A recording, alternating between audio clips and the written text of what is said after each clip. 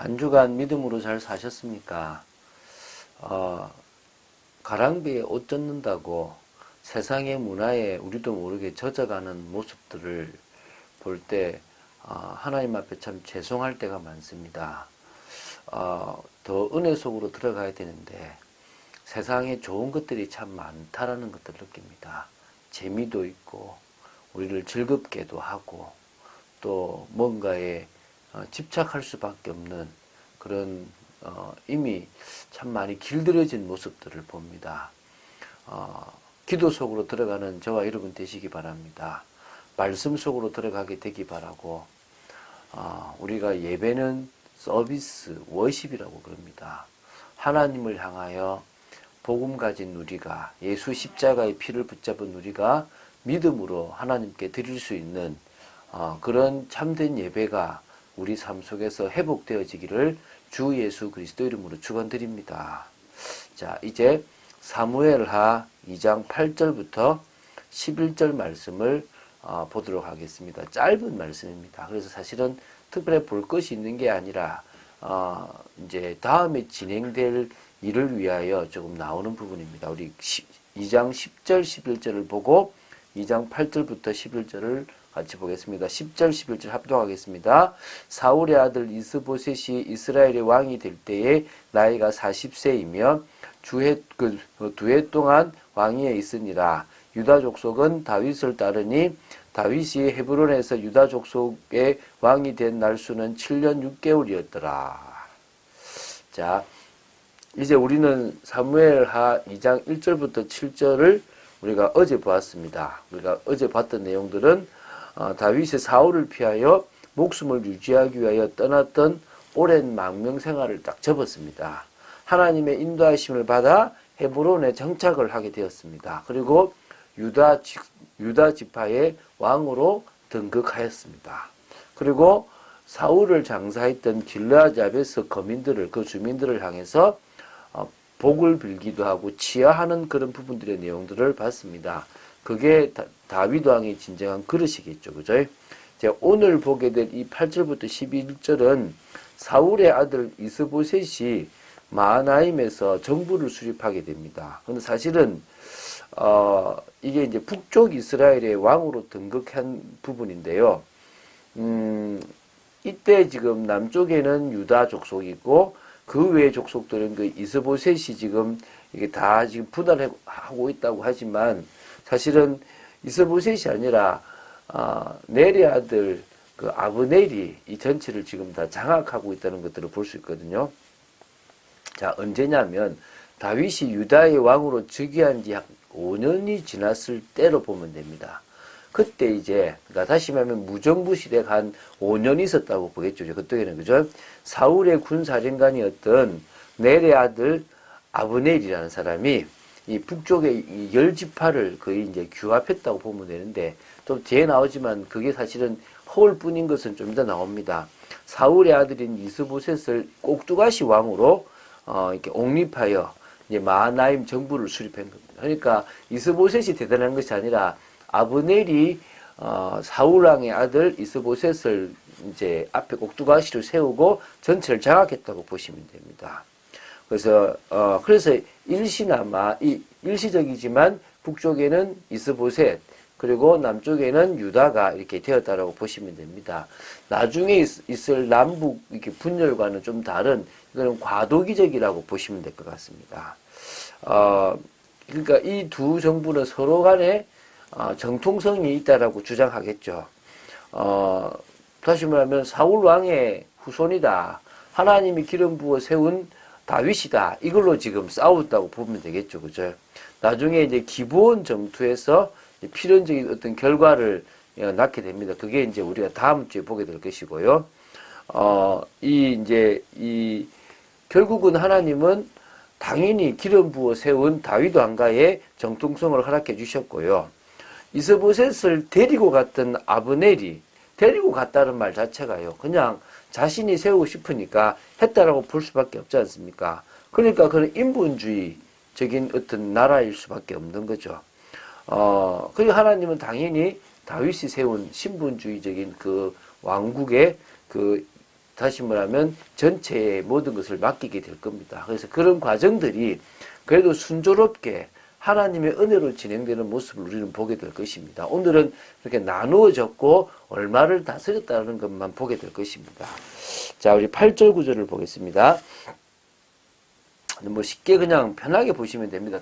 특별히 어려운 건 없습니다.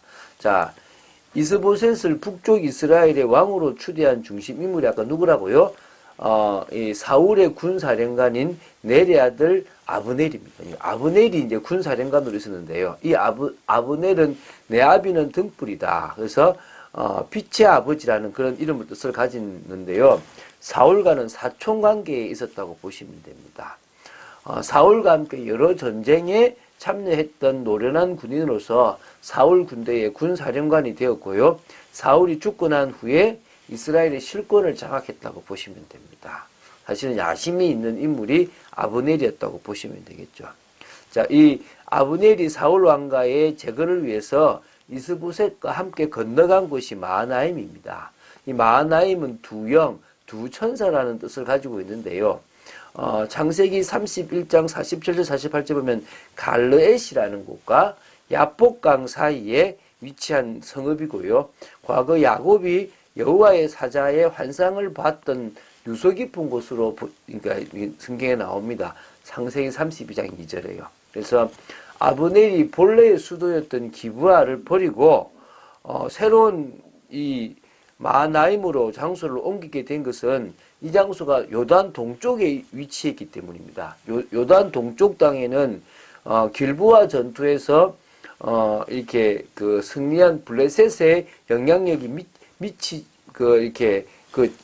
지금 미치고 있지 못했던 이제 그런 곳입니다. 그래서 사실 말하면 좀 안전한 곳으로 생각하시면 됩니다. 그러니까 그 공격으로부터 이렇게 벗어날 수 있는 곳이고요. 또 더 나아가서 이게 길르앗 야베스, 다시 말하면 사울에게 우호적이었던 그 길르앗 야베스 사람들이 있었기 때문에 그 지지를 받으려고 갔다라고 보시면 됩니다. 아주 그러니까 많이 계산한 거죠.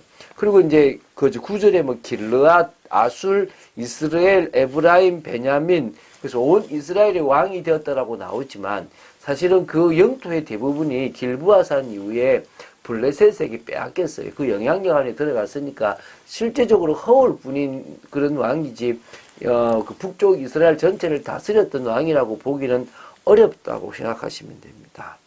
이제 지금 이런 상황을 왜 설명하냐 그러면 사실은 하나님은 이미 다윗에게 넘겨지는 부분들이 있습니다. 그런데 다윗이 성급하게 조급하게 모든 일을 진행한 것이 아니라 차근차근 하나님이 어떻게 해나가신지를 지켜봤다는 것입니다. 우리도 모르게 성급하게 뭔가를 하려고 할 때 꼭 탈이 납니다.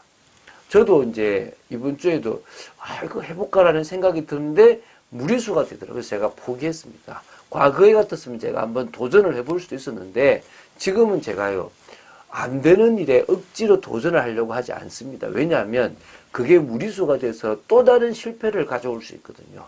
다윗은 하나님이 하시는 것을 너무나 잘 알았기 때문에 굳이 그것을 자기가 나서서 뭔가를 진행하지 않는 지혜로운 사람이었다는 것입니다. 자, 10절 11절을 보고 마칠 건데요. 그래서 결국은 이스라엘의 왕이 될 때 이스보셋의 나이는 40세였습니다. 사무엘하 5장 4절, 나중에 이제 지금 2장이잖아요. 이스라엘 전체의 왕이 될 때 다윗의 나이가 30세거든요.